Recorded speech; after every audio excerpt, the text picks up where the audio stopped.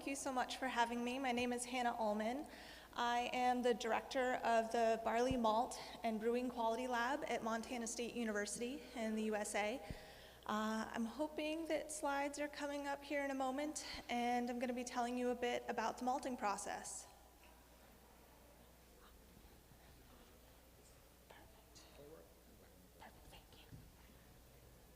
Okay, so malt for brewers, Mexico. So first, to give you a little bit of an idea of myself, so I graduated in 2014 with a Bachelor's of Science in Plant Science.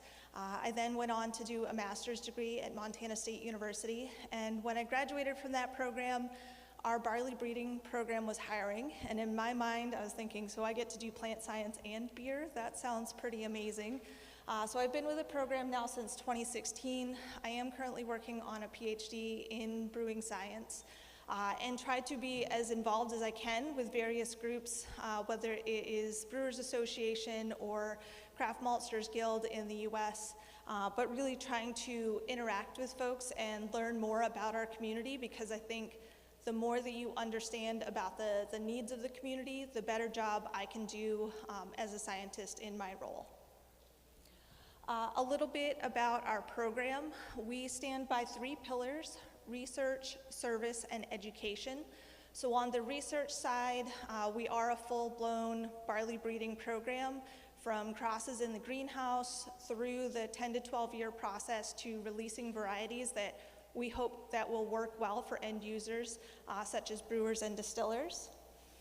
We also perform service, so we work with groups all the way from farmers to brewers to distillers to maltsters, providing data and helping them better understand the products that they're making and helping them hit their targets based on that. And then education is a big part of our program. So whether it is undergraduate or graduate students within our program or interacting in scenarios such as this, we really try and take the knowledge that we're generating and put it out to the world, because if we don't do that, then what's the sense in research? It's supposed to support the end users, such as yourselves. This just kind of gives a call out to the folks that stand along with me in this presentation, our full-blown program, our breeder Jamie Sherman, to our various graduate students and undergraduate students that help us produce the knowledge that I'm going to share with you all today. So, a bit of a review of the presentation, and first thing I'll call out that there's this QR code here. This will give you access to this full presentation, whether it's here in the moment, and maybe that will help with translation, or if you want to be able to review it later, this is knowledge that is there for you to take. If you have questions about it, please feel free to reach out to me. I have my email at the end. Our goal is to help folks have a better understanding of what the malting process is, and we want to make that as accessible to you as we can. So, review of the presentation. First, we're going to talk a little bit about malting and brewing. That is one process, not two. We'll look at the basics of malting, a little bit about how to consider malt quality evaluation, and then finally, a little bit about malt styles and sensory. So malting and brewing, this is one process. When you think of us as humanity, we have been drinking beer for a very long time, and malting and brewing would have originated as a domestic chore, something that was done in the home, and it would have been on very small scale. But that intimate knowledge that came with that, you as one individual or one family, you were growing barley, you understood the seasonal variation that came with that particular barley. You went through the malting process. You knew where the challenges were, where the positives were, and you took that knowledge forward as you were making your beer. That was all one knowledge. In modern times, where we now have malting and brewing as 2 separate processes, we need to be able to take that intimate knowledge and bring that back, because the better that you understand malting, the better you are as a brewer. As a malter, the better you understand the needs of the brewer, the better you are to produce your own product. So the more that we can share this knowledge and have it not so much 2 separate processes, but one, that stands to benefit all of us.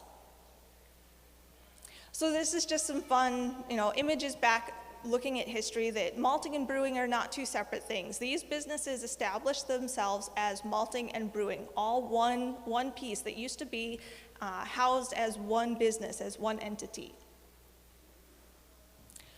So malting, brewing, stages of the same process. The goal here that as the brewer, I hope to help you all understand the malting process a little bit better.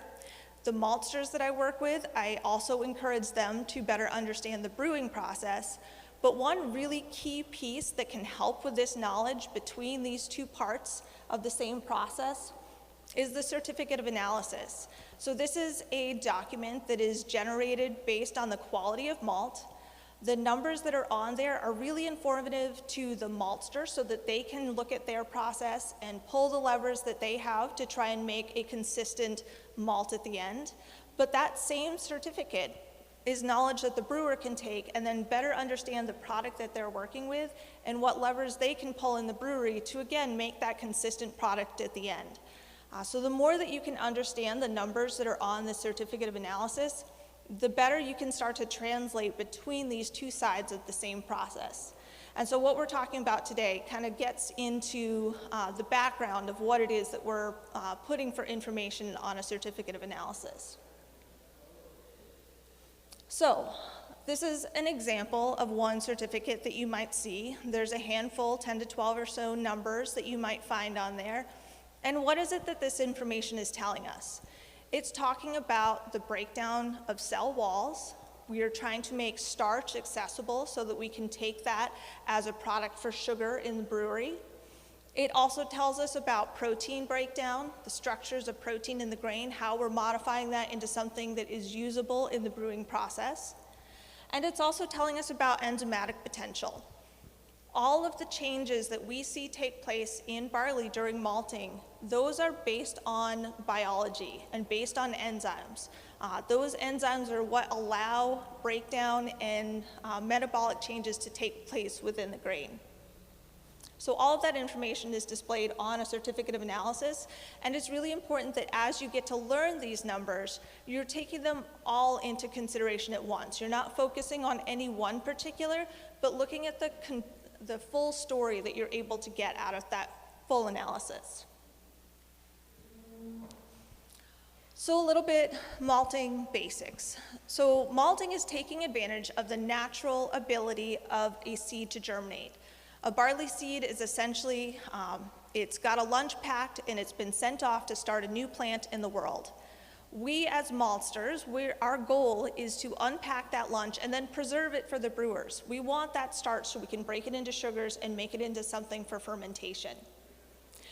But by taking advantage of that natural process of germination in a way that is very balanced, we have to consider timing, moisture, temperature, all of those aspects. If we can do that in a very controlled way, we're able to kiln dry and provide a very stable product that then can get sent to the brewery, and then they can take advantage of the breakdown of that grain in order to make a beer with it. So why do we produce malt? Why is it that we can't just brew with raw barley? Well, there's several things to consider here. So during malting, we are either activating or producing the enzymes that allow breakdown of structures within the grain or breakdown of the starch into sugars. We're making it easier to process that grain. If you're able to take barley straight from the field, or perhaps you're able to purchase barley from the store that you would cook with in a culinary way, but if you try to bite on that grain, it's very hard. It's like a rock. It doesn't break down very easily. The malting process modifies the grain and makes it friable. This means that when we send it to the mill in the brewery, it mills much more easily. So that's another aspect of malting. We're also taking protein that in the grain is in very large, complex structures. The malting process is starting to break those proteins down, breaking them into more soluble proteins, or breaking them all the way down to the building blocks of amino acids.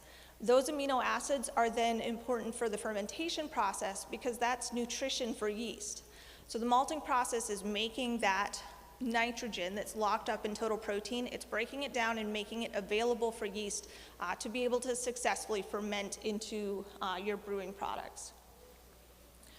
In the malting process, we're also producing color and flavor, so we can have base malts that have been kilned very lightly and that preserves our enzymes, or we can go into more intense temperatures and start to create colors and flavor, kind of like toast. If you toast a piece of bread very lightly, it's got very mild bready flavors, but if you start to deepen that color, you start to get a little bit more color, a little bit more flavor that comes out of that toast. And so those choices as a maltster, those are other things that we can add to that product for the brewers. And we're also making a product that's very stable. Grain, when we harvest it from the field, particularly in the case of malt, it needs to be viable. It needs to still be living. So we have to store it very carefully so that it can still make a malt. If it isn't living, it can't germinate, it can't make malt. So that product has to be stored and very carefully considered in that storage. Whereas malt, once we've gone through the malting process, once we've dried it down, we've made a very stable product that can store for a decent amount of time. We are thinking about freshness and flavor, so that is something that we want to consider as brewers, that the more directly we're able to get it from our maltster, we're likely to be able to get more fresher flavors out of it, but we're not considering as much the aspects of viability, of needing to store that grain carefully to keep the grain still living. And malt essentially is indispensable to the brewing process. We would not have beer production without malting prior to it. So, no barley, no beer. Is this a statement that you guys have in Mexico? This is something that we say a lot in the US. And there's a couple reasons for this. So, two key aspects of barley that when I first started in my job, so I started in 2016 with our program, and to me I was thinking, well, okay, malting is germination. Lots of things germinate. That's the whole point of seeds. They're supposed to germinate and start a new plant. So why is it that barley is special? There's two specific reasons. So the first one is enzymes, and that's what this picture on the bottom is highlighting. So on these two pictures, one is a wheat seed and one is a barley seed, and we're looking at the very edges of the kernel. If you notice on the barley, there is this aileron layer to the outside, and there's 3 cell wall layers there, where if you look at other grains, it tends to be just 1 cell wall layer. That aileron layer is where we produce or activate enzymes from. So that's on the very outside of the kernel, and that's a really critical thing about barley. It has more ability to produce enzymes to allow the breakdown of starches. That means that as a brewer, you could be an all malt brewer and make a beer of that style, or perhaps you're adding in other adjuncts. Maybe you're putting in some corn or you're putting in some wheat. Those things have starches in them, but they don't necessarily have enough enzymes to break that starch down in the same way that barley does. So barley is going to be the core of our beer because it has more ability to produce enzymes. Another critical thing about barley is that it has a hull. So on the top pictures, you see on the right, you see wheat, and on the left, you see barley. So the barley has a hull. That's important for 2 parts of our malting and brewing process. In the malting aspect, that hull is around the grain and protecting it so that as that grain hydrates, as it starts to grow its initial shoot, which would become the plant if we don't halt it with kilning, if we don't halt the malting process, that initial shoot is called an acrospire. That hull holds the acrospire to the grain and protects it so that it can go through the malting process without damaging the grain.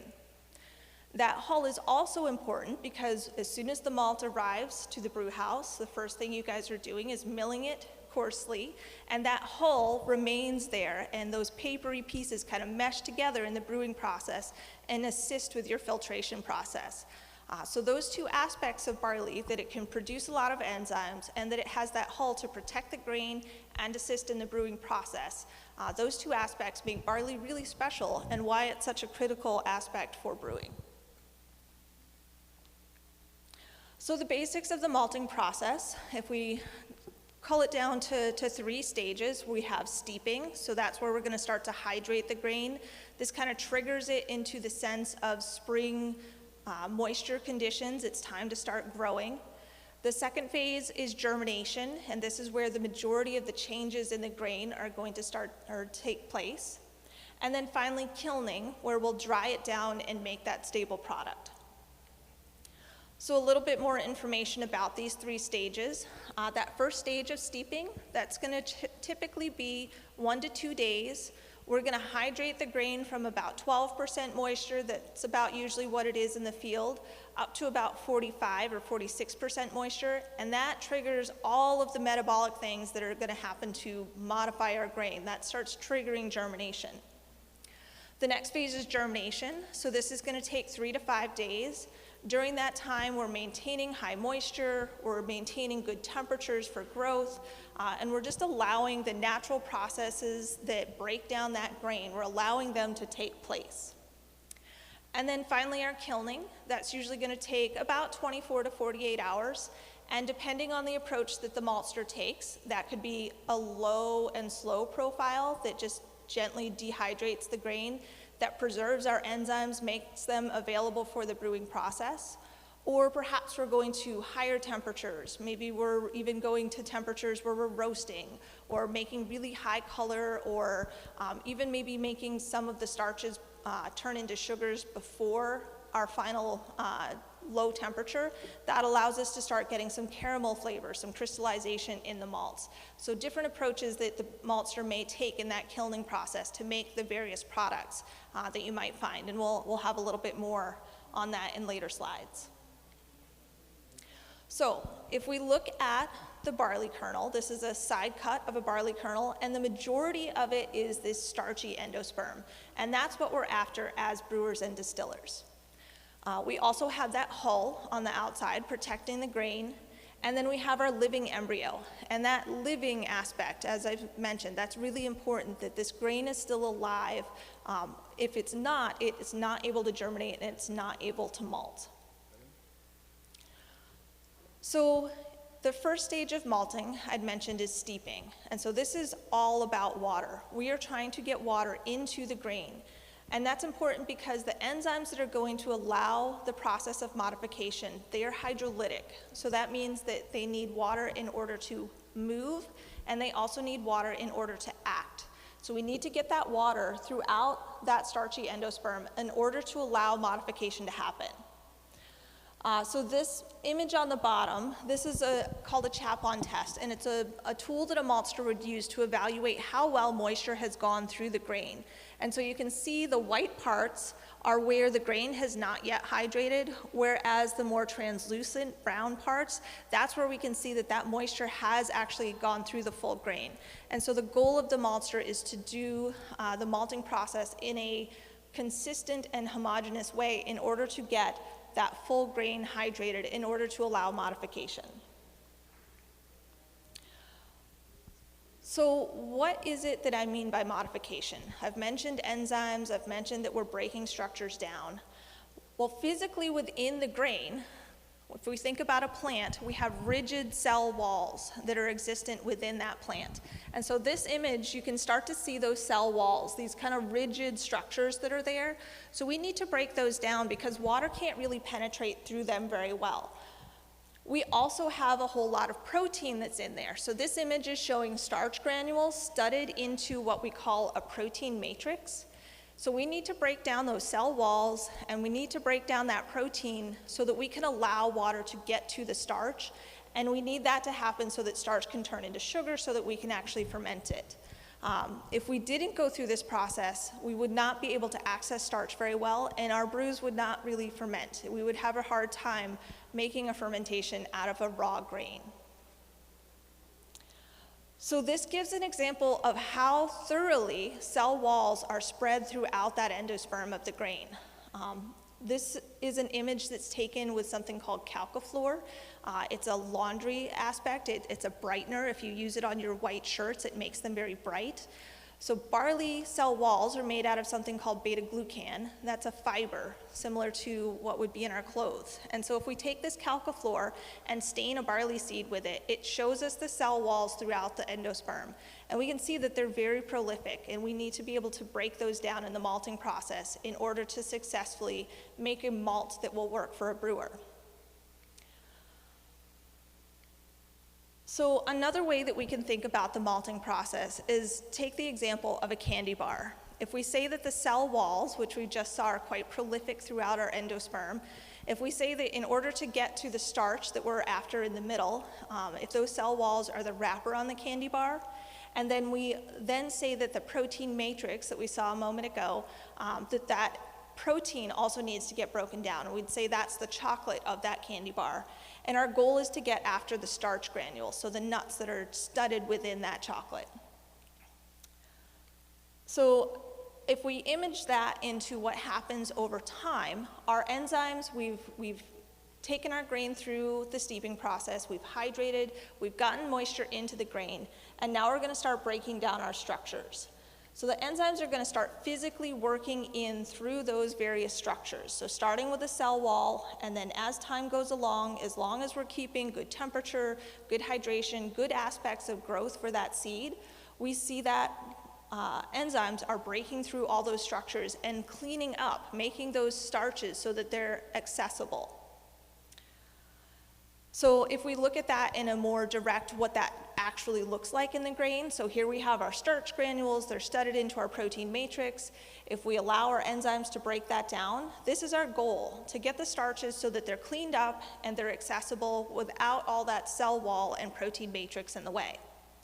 But the thing is, with malting in very many ways, in the US we would say it's Goldilocks syndrome. I don't know if you guys would have that term here, but it means that it can't be too much, it can't be too little. We don't want too much warmth, we don't want it to be too warm or too cold. We don't want too much time or not enough time. It's got to be right in the middle. And if we go too far on those things, the enzymes that are breaking down all of those structures, they'll actually start eating into the starch granules. We don't want that to happen in the malt house. We want to be at this middle image. We want to preserve it there. If it goes too far, then we say that's over-modified. We want this to happen in the brewery. We want our enzymes to start breaking starches down into sugars in the brewery so that we can ferment it. But in the malt house, we want that middle spot. So this is another image that shows what modification looks like with time.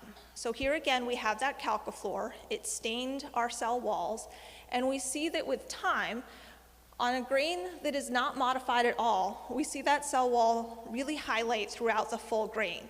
But as time goes on, we start to see that highlighted section is moving smaller and smaller. We're seeing modification progress across the grain. So why is it that we see it in that directional way, that we see modification start at one end and move towards the distal end? Well, the reason for that, if we go back to our barley kernel and add a little more detail to this, so we've got our starchy endosperm, we know that we've got a cell wall, or we've got a hull there. I'd mentioned the alurone layer up here, so that's the one where I said it could be 2 to 3 cell layers thick in barley, and that produces our enzymes, so that's familiar. One thing that we haven't mentioned though yet is these layers called pericarp and testa. So these are protective layers on the grain. They're towards the outside of the grain, and they're there to preserve that seed. It's that seed that's got its lunch packed and it needs to go off and start a new plant. But it needs to start it at the right time. It's evolutionarily been developed to hold off on germination and breakdown of that lunch box that it's got. It's designed to preserve that until the right time. And that pericarp and testa, that helps that to happen by preventing moisture from moving just mechanically from the outside into the grain. So it's a protective layer. The other point that we want to look at is this piece called the micropyle. And so that is right at that living embryo, and it's a place where the pericarp and testa is slightly broken. It allows moisture through in that one specific spot. And so a little kind of drawing image of what that looks like. So it's this layer here, and it's kind of this corky type material, and it's protecting the grain except for that one spot at the micropyle. So as soon as we start steeping the grain, we hydrate that embryo, and it starts pulling up water, and it starts to pump it through the grain from that one side towards the other. So what that means is, when we first start to malt our grain, moisture starts coming in from the side of the embryo, and as time goes on, we see that modification progress further and further across the grain. Ultimately, what that means is that on one side of the grain, so here's our living embryo, if we start modification on this side and it progresses over, in order to get the majority of the middle of the grain well modified, we don't want to go too far or not far enough. In order to get that center part of it well modified, it means that this side's probably a little over modified and this side's a little under modified. So why is that all important to you guys? Well, if we're looking at a certificate of analysis and looking at the various numbers that are on there, that is telling us information about how far did that malting process go. Is this grain a little under modified? Is it a little over modified? Or is it right in the middle? And ultimately, you guys as brewers, knowing your system, you may want something for a particular beer that's a little under modified or a little over modified. Depending on what it is that you're looking for, you can look at those numbers on that certificate of analysis and get a better sense of where in that process is this malt and what does that mean for my system.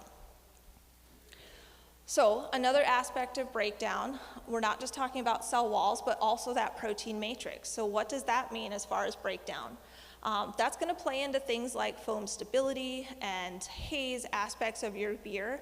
But one of the key aspects is that we need that protein broken down into its individual building blocks, so amino acids, so that we can have yeast nutrition. Our yeast also need aspects, certain conditions in order for them to perform well. And so barley, when we go through this malting process, we break down protein and give that yeast nutrition so that we really have a very nice environment for our yeast to thrive. So a few factors that are going to play into modification of the barley. Different varieties are going to act in different ways in the malting process. How much protein is in the barley is going to affect it. So protein doesn't like moisture. If there's more protein in a grain, it makes it harder for the maltster to get moisture into the grain. Kernel characteristics, such as how plump the grain is or how hard the grain is. And then finally, malting regime.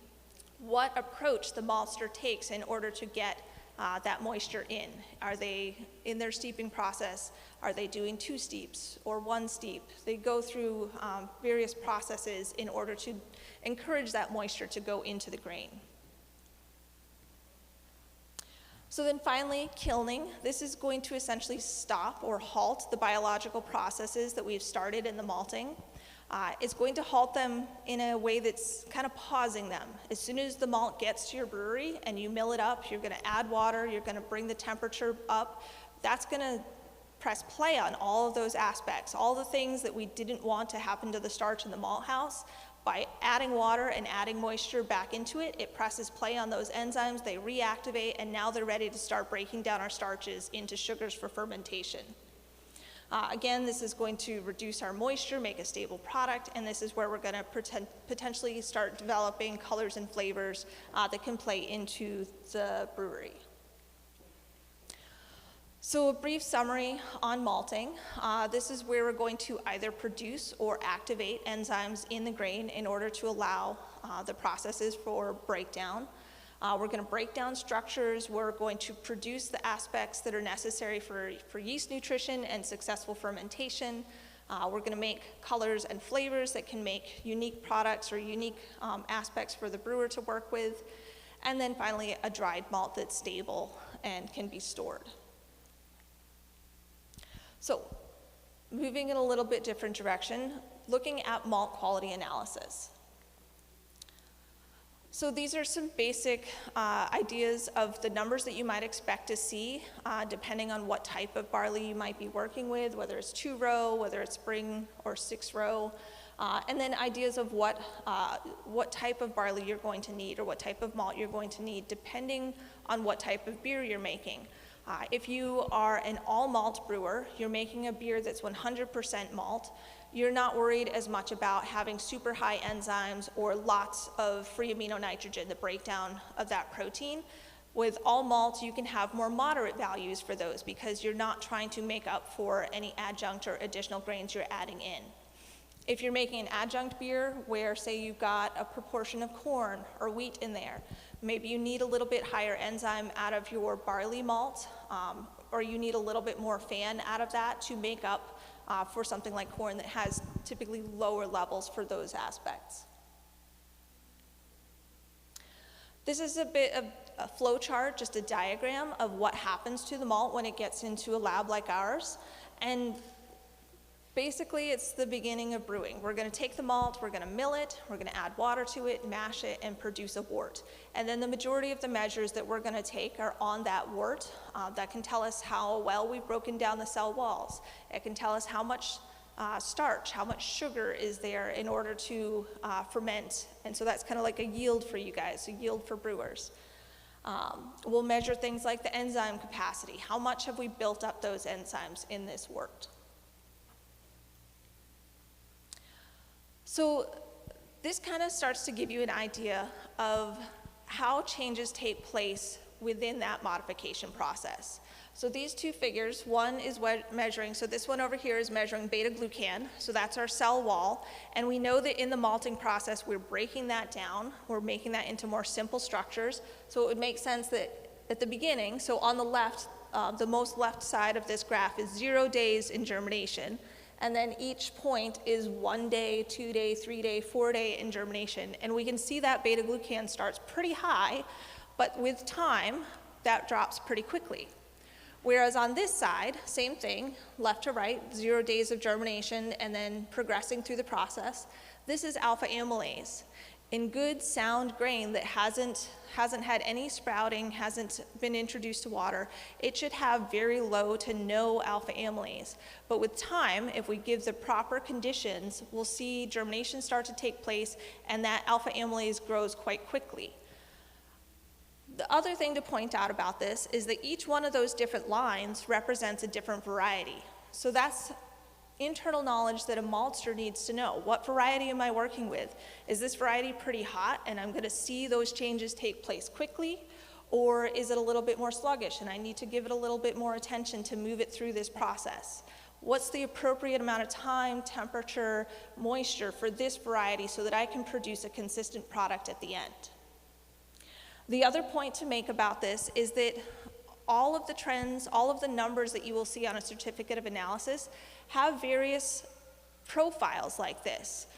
Some things, if you want a well-modified grain, it's going to have lower beta-glucan and higher alpha amylase, or vice versa for a lower modified product. You can start to see these trends, and when you look at them all together, you can start to get a sense of where in that modification process the grain is. So a couple more figures, so soluble protein and FAN. We talked about that protein matrix and breaking that down. That happens in a progression. We have larger proteins that are insoluble. As malting takes place, enzymes are working on that, breaking it apart into more simple proteins. So then those are soluble proteins, and then that breaks into free amino nitrogen, the individual amino acids. So it makes sense that as you see one increasing, you see the other increasing. These are two processes that are happening at the same time. So you see them trend together. If one is high, you tend to see the other high as well. So there are some oppositional things. So consider a good one is diastatic power. So this is one of the enzymes that we're going to measure to get a sense of how well can this particular malt break down sugars. Once it gets to my brew house, am I going to completely break that down into fermentable sugars, or is there less diastatic power and maybe in a certain amount of time I don't see that breakdown quite as quickly? Diastatic power is largely a measure of the enzyme beta amylase, and that enzyme is really particularly sensitive to temperature. So if we take a malt and we dry it quite heavily, we go through the process to create more colors and flavors, we're going to see that beta amylase denature because it is very temperature sensitive. So if we're expecting to have a malt that has very low moisture, we also are going to know that we're probably going to have lower diastatic power because those two things naturally coalesce. If we break down beta amylase in our drying process to get that low moisture, it means that we're going to have less enzymatic capacity there. Vice versa, we just saw a slide where we saw that FAN and soluble protein tend to grow at the same time. It's oppositional to say we want low fan, but we want high soluble protein. That's something that as a maltster, those two things happen together, and it's going to be difficult to unattach them from each other. So understanding how the biological process takes place that allows malting and what that means as far as these various aspects and whether they trend together or are oppositional. So a little bit on malt styles. This just gives a little bit of a schematic of how you might come across the various malt styles that you might see. Some styles are barley just directly sent to the kiln, so you might see roasted barley, and that's not going to include the malting process. Whereas most of your base malts, you're going to see that go through the various stages of steeping and germination, and then go into the kiln, but in a more low and slow kind of profile. Whereas some of the malts that you might come across, like crystals or caramels, they'll go through the steeping and the germination phase, but when they get to the kiln, we're not going to try and drive off that moisture at lower temperatures. We're actually going to go right into higher temperatures. We're going to start to create sugars within the grain, kind of mashing within the grain itself, and that starts to create different qualities and different colors and flavors that come out of that grain. We might also see some grain, rather than going to a kiln, which is a specific instrument for making malt, we might actually see it go to a drum roaster that allows really intense temperatures and keeping the moisture within the grain to create certain types of malts. So I wanted to highlight a few of these. So Pilsner malt, Pale Ale malt, and Chit malt. I'm here helping to represent Altiplano today and wanted to highlight that these are a few of the products that they are actually able to provide. And I think we may have some samples that if you guys wanted to try some, we do have some samples that you could interact with, taste, and experience for yourself. But as a person that, I work for Montana State University, I work with craft maltsters all across, largely in the US, but all across the world. And really highlighting the incredible opportunity that you all have to work with someone locally. You're able to collaborate together. You're able to come up with ideas. You're able to talk about the farmer and where this grain actually comes from. There's so many stories and aspects of community that are really important to brewers in order to highlight why this product is amazing, why it is that we have consumed beer for such a long time as our personal history, and what that means for our communities and what it means for being excited about the stories and the flavors and qualities that you can get out of these products. So I really encourage you that try and get to know the maltsters in your area. Try to get out to the field. If you've not seen barley growing in the field before, go and see it. The more hands-on that you can be, interactive with the full process, whether it's with the grower or the maltster, trying to understand the full picture of this makes you better at your aspect of brewing or distilling. One last thing that I'll leave with you, there is a method called the hot steep method. So this is an aspect of malt sensory, and it can be a really incredible tool for you as you are developing recipes, whether that is you've got a new beer in mind and you're really excited to work with some new products and you want to see how they interact together. This is basically, it's a mini steeping process. Rather than just chewing directly on your malt, which is a great way to get a sense of your malt, but you've got that hull in the way, and that doesn't translate through to the brewery or to your beer. By doing this hot steep process, you're doing that initial mashing and you're producing a wort. It allows you to more directly taste that malt and get a sense of how it's going to work with your other products. So you could make a mini mash that has the proportions of malt that you might be considering for a new beer and see how they interact together. Or you could change the ratios and see how you like the different options. It could be if you've got your flagship beer and you're trying to integrate a new product into it, but you don't want the flavor to change for your final beer that you're making with that, you can trial different products, different malts to see how that works for your process. There's lots of great ways that this method can be utilized within the brewery. And so I do have at the bottom, it's small, but if you guys pull up the presentation, there's a link there that goes to our website and it has more information about how to actually perform these hot steeps. And I highly encourage you to use this as a tool that is very easy to perform. It's low cost, low equipment to be able to do it, but is a really great way to get a good sensory evaluation of the products you're working with. So with that, I'll say thank you for taking the time to be interested in malt and learn a little bit more about it. I've got another QR code. This goes to our website. We try and put as much information as we can about the malting process, about barley breeding, about malt quality analysis on there. So please go and explore and find more information. And if you have questions about anything that I talked about today or on the website, please feel free to reach out. We're an open book and want to help you guys understand the malting process and the products you're working with. Thank you.